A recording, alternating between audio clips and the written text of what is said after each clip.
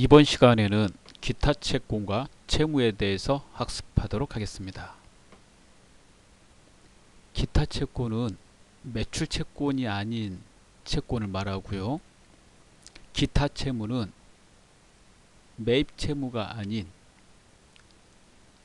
채무를 말합니다. 자, 하나씩 보도록 하겠습니다. 대여금과 차입금. 대여금과 차입금은 장단기에 따라서 단기 대여금과 장기 대여금, 단기 차입금과 장기 차입금으로 구분됩니다.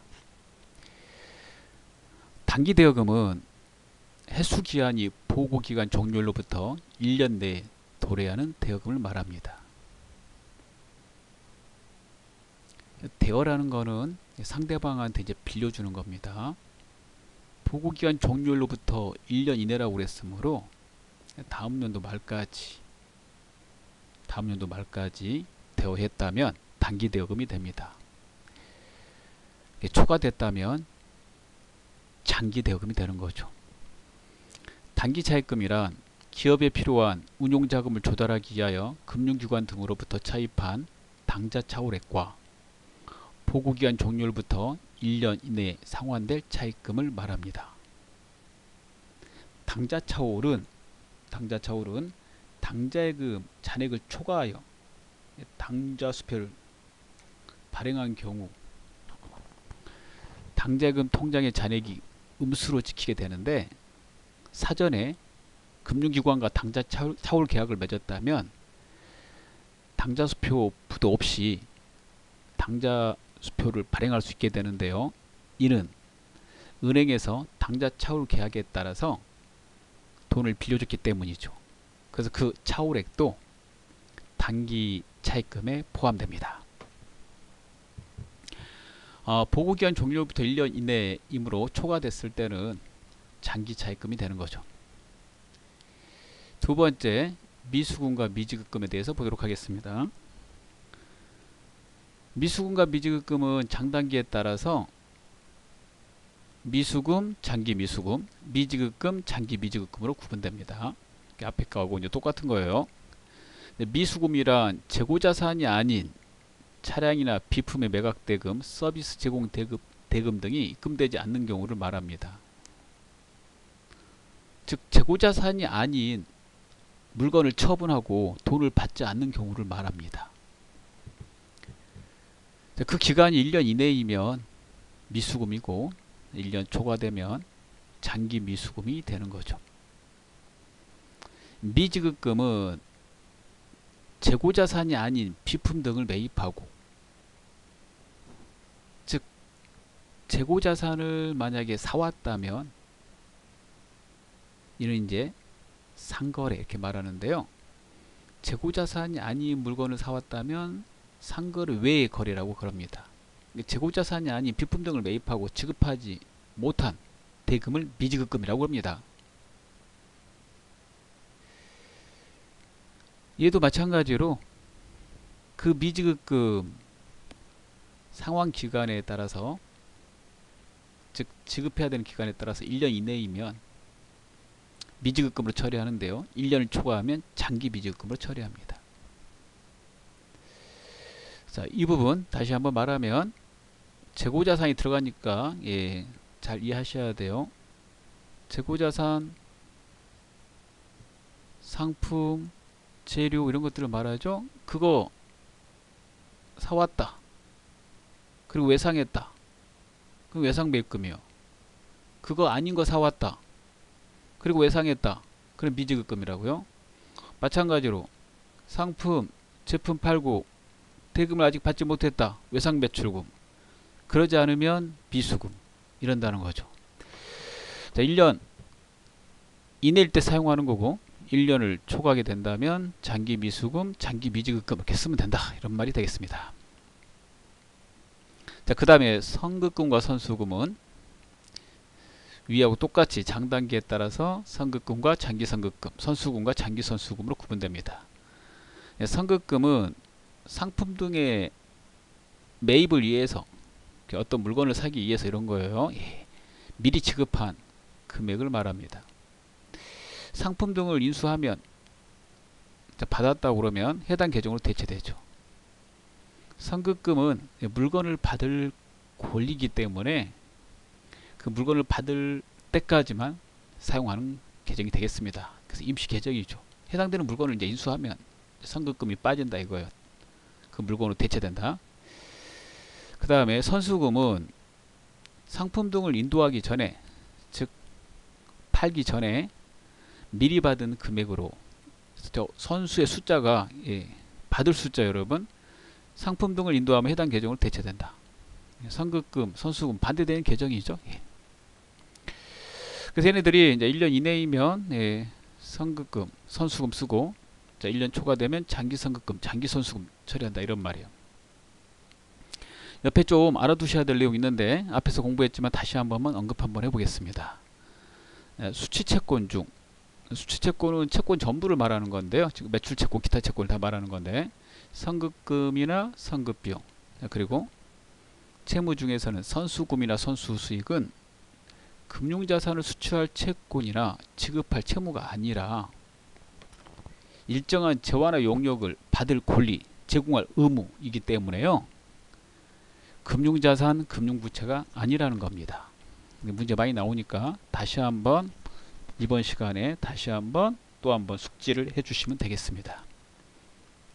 그래서 물건에 대한 권리나 제공할 의무고 돈을 줘야 되는, 대금을 줘야 되는 것이 아니기 때문에 금융자산, 금융부채로 분류하지 않는다 이런 말이에요. 그 다음 가지급금과 가수금.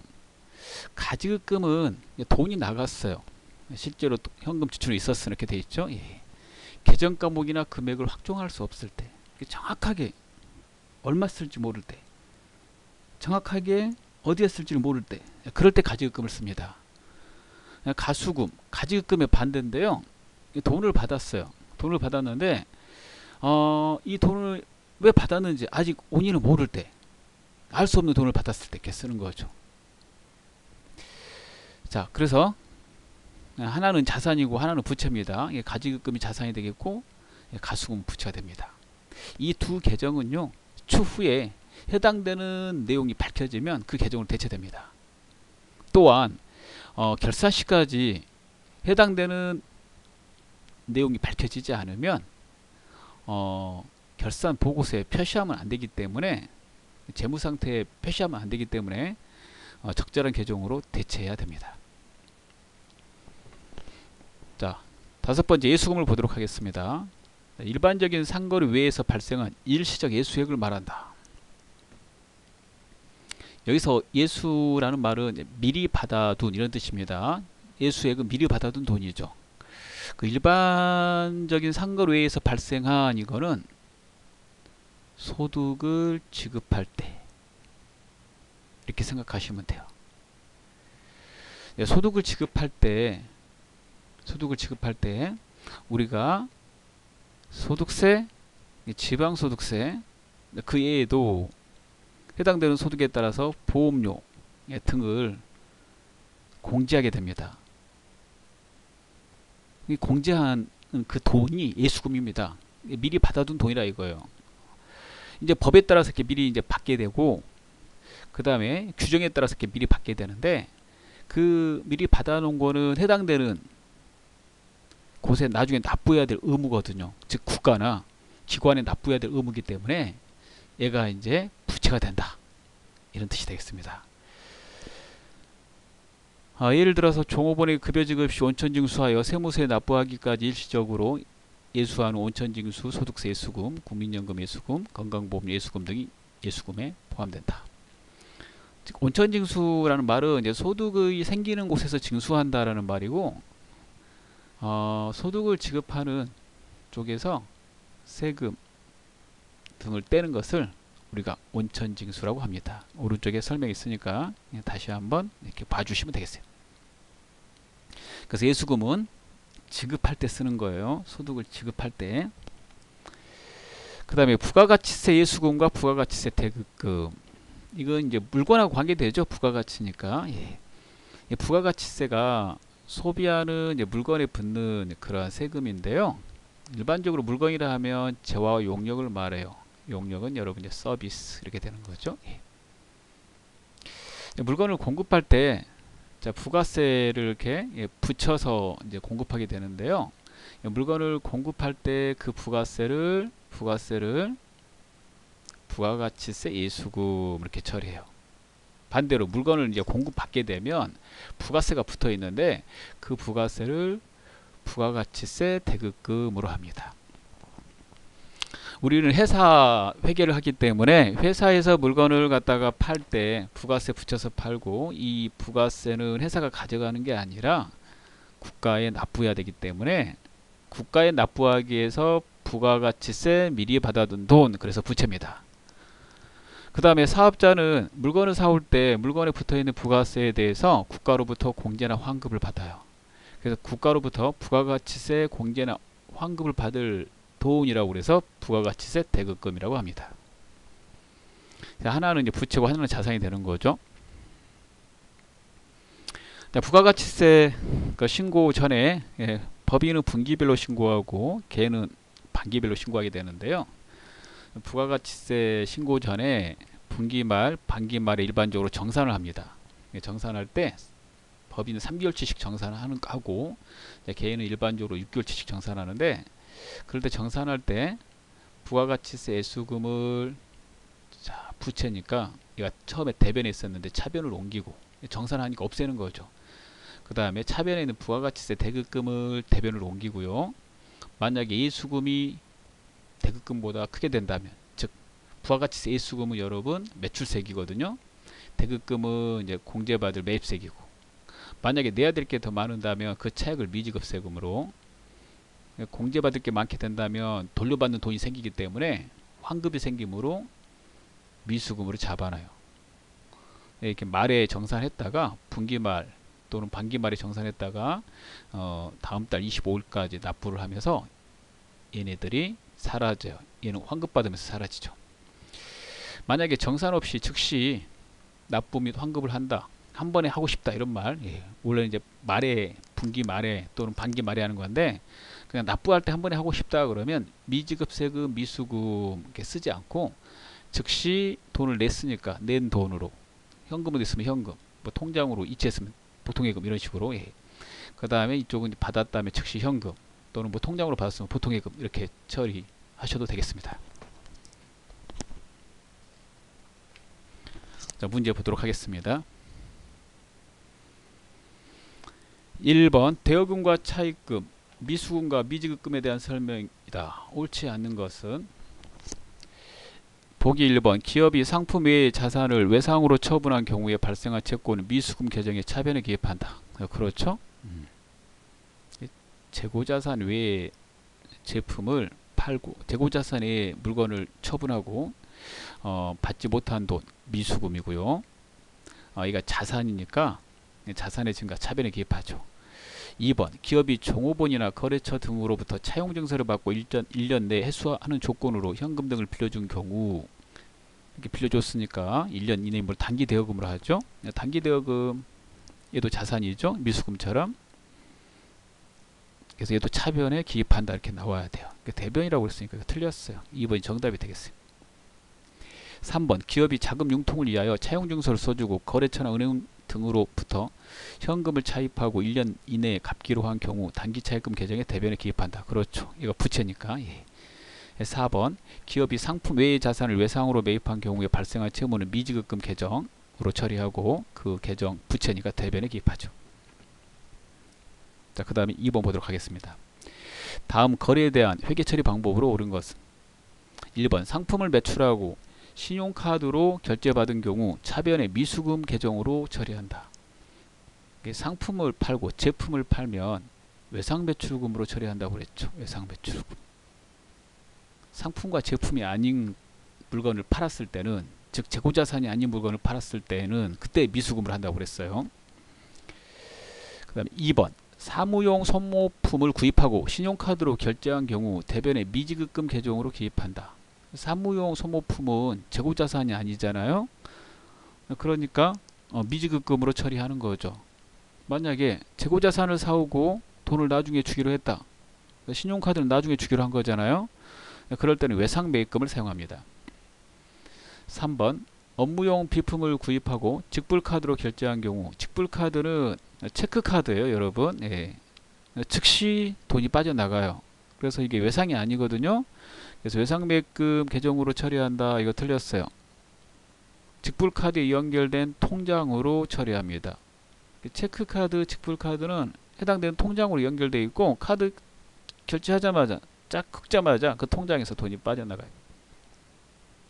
그래서 틀렸고요. 4번 상품을 매입하고 신용카드로 결제한 경우, 여러분 이제 신용카드 이렇게 신용카드 이렇게 나오고 있는데, 그 신용카드는 다 외상입니다 여러분. 돈을 나중에 갚는 것이기 때문에. 상품 매입하고 외상하면 대변에 외상 매입금 써야죠. 예. 상품이 재고자산이니까 정답은 2번이 되겠습니다. 마지막 3번 문제 보도록 하겠습니다. 주식회사 상공은 제조업 및 도소매업을 영위하고 있다. 다음 중 선급금으로 회계 처리할 수 없는 것은? 선급금은 재화나 용역을 우리가 사기 위해서 미리 준 돈이에요. 재화를 사거나 용역을 공급받기 위해서, 용역은 서비스거든요 여러분. 이렇게 미리 준 돈. 또 물건을 사기 위해서 미리 준 돈, 이렇게 생각하셔도 되고. 그래서 보겠습니다. 미리 지급한 상품 대금의 일부 금액이다. 그렇죠. 건물 신축을 위해서 지급한 계약금이다. 얘는요, 얘는 예, 그러지 않아요. 예.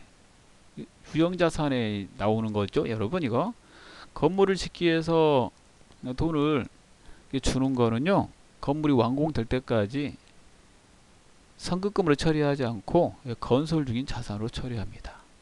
그 준 돈이 우리 거 자산이기 때문에 그렇죠. 그래서 2번 이거 건설 중인 자산이다. 그 나머지 3, 4번은 맞습니다. 자,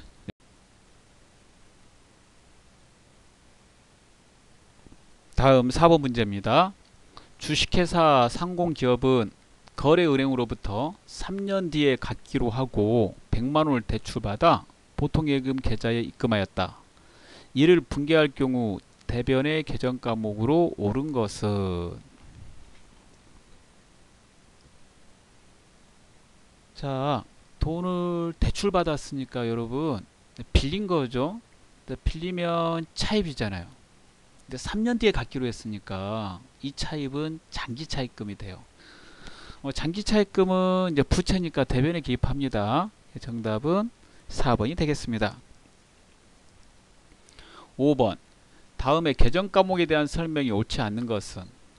1번 가지급금과 가수금은 계정이나 금액이 확정되는 시점에 적절한 계정으로 대체하며 최종 재무제표에는 나타나지 않아야 하는 계정이다. 예, 그렇습니다. 2번 가지급금은 여비와 업무 추진비의 명목으로 일단 지급한 경우에 계상한다. 네, 그렇죠. 보통 이제 출장 갈 때 어림잡아 지급한 돈 이렇게 많이 써요. 가지급금. 보기 3번 예수금은 종업원이 부담하는 소득세나 건강보험료 등을 기업이 미리 원천징수한 경우에 계상한다. 그렇죠.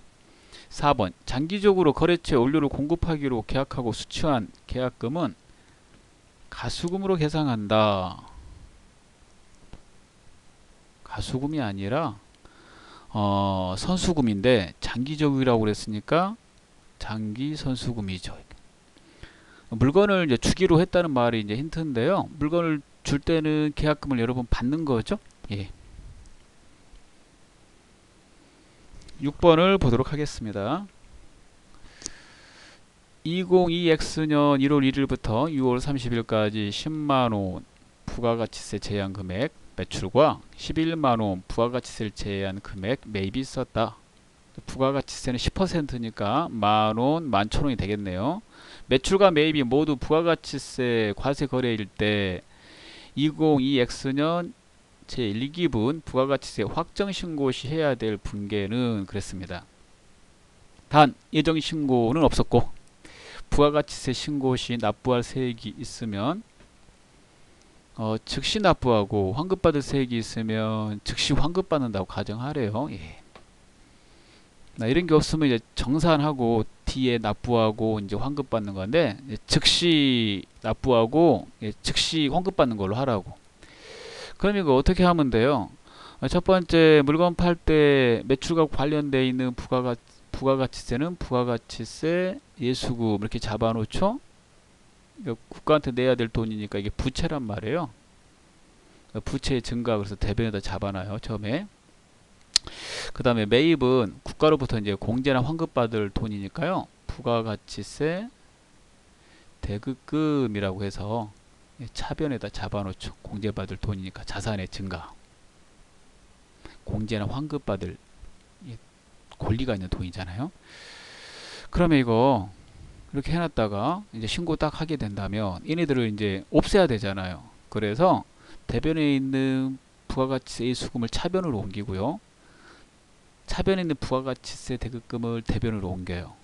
지금 현재 부가가치세 수금은 10,000원, 부가가치세 대급금은 11,000원이니까 매출보다 매입이 더 크네요. 예.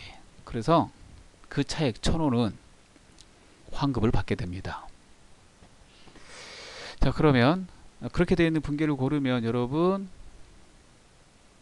자, 2번이 되게 되겠죠. 예, 이렇게 되고 즉시 돈을 받는다고 그랬으니까. 자, 여기까지 하겠습니다. 여기까지 할게요.